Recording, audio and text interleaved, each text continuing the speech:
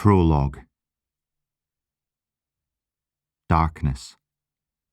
Pit black, impenetrable nothing. PC Hazel Garvey squeezes her eyelids tight and reopens. Still total blackout. She blinks again and again, hoping for some kind of adjustment or definition to emerge. She tries to call out, but there's something rammed inside her mouth, blocking the escape route for her scream. Instinctively, she reaches to grab at the obstruction, but her hands are locked, restrained somewhere behind and beneath her. She is prostrate, her legs folded in and knees pushed up against an invisible object. She twists her body to try and free her wrists, but the bonds tighten, forcing her clenched fists to bury deeper into the base of her spine. Panic. Her breathing accelerates, panting, hyperventilation. No! She diverts her brain to focus on her training. 8 years of police experience and hard-earned frontline graft. She inhales deeply to slow her galloping heart. Try to remember. What?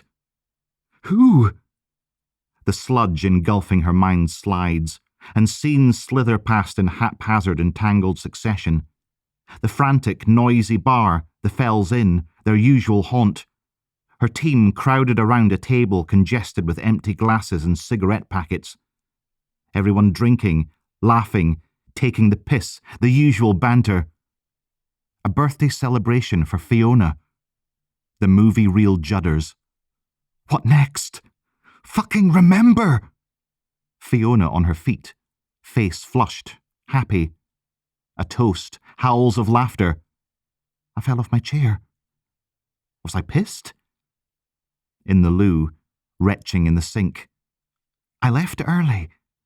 She racks her brain. 2 drinks and then taxi rank. Why was I pissed on only 2 drinks? Why?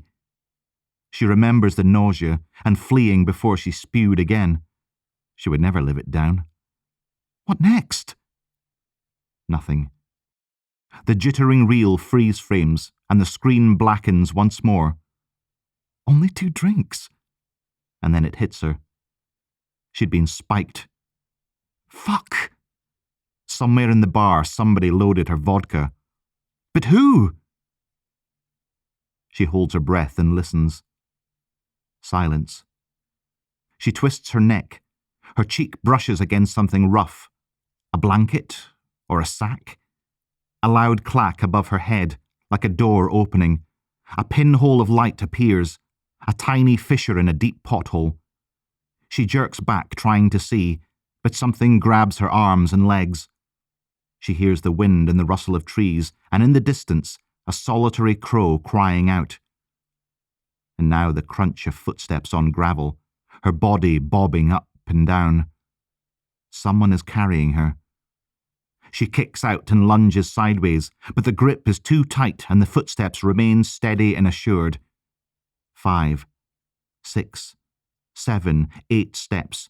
She counts to remember details that might be useful later, when she escapes and apprehends whoever is doing this to her. The footsteps stop. Breathing. Not just hers. A man. She moans, trying to formulate the word, "Police!" But something suddenly yanks at her hair, wrenching off whatever was covering her eyes. Then the grip around her legs releases and she rolls sideways, tumbling over and over and crash-landing onto a granite-hard bed of rocks and rubble. The impact smashes her cheekbone and pops her shoulder from its socket. White-hot, burning pain shoots across her chest and roars in her skull. She screams, but her agony remains stifled by the gag. She peels open her eyes, but only one complies. Dazzling daylight explodes in her retina. Twisting her head, she forces the lid to open and adjust to the blinding glare. Training. She repeats, ignores the pain. She twists again. To her left, a high wall of... what?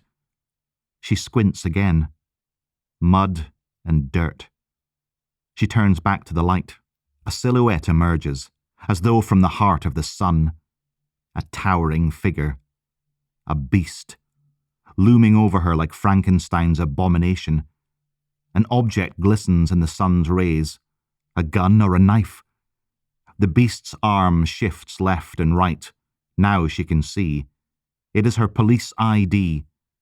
She moans again and kicks out, but the pain in her shoulder forces her to stop. The monster disappears. She scans her surroundings again. Wet clay surrounds her, 8 to 10 feet high. She shifts her weight from her shoulder and slides her body towards the side wall. The roar of an engine makes her stop. A tractor or... No! The muddy pit she has been dropped into is a grave. Her grave.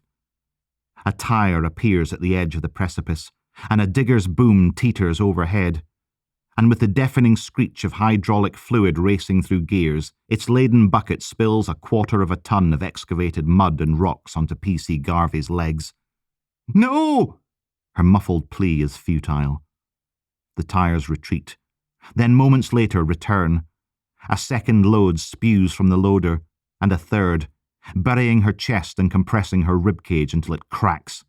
And as the fatal fourth tsunami of sodden clay and rubble pummel her skull into the muddy ground, PC Garvey sends one final desperate prayer as the last of her shortened life is crushed out of her lungs.